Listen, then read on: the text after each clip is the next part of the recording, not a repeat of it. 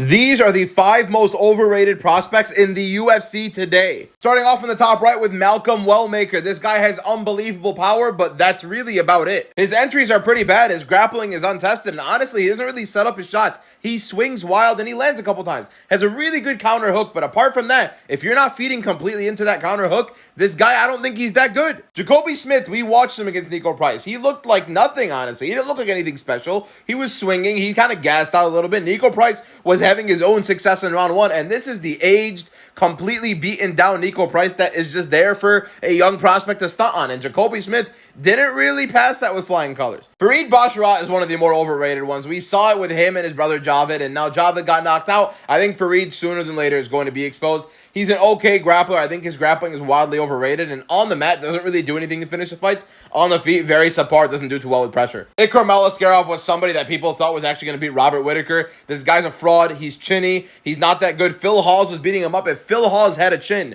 Hawes would have knocked Ikram out cold. And then Raul Rosas Jr., I understand the whole thing of him being the youngest guy to ever fight in the UFC, but he really hasn't improved much since we've seen him in the octagon. He's not a good striker. His power is all right. It's nothing crazy. And honestly, his setups are pretty bad. On the ground, he's okay. His takedown entries are whatever. Against low-level competition, they look decent. Against better-level competition, it's not that great. He has a good back take. I think that's about it. Apart from the back take, I think Rosas is a bad defensive grappler, bad defensive striker. I don't think he's going to be anything in the UFC. None of these guys are ever going to be top 5 material, let alone going to contend for a title.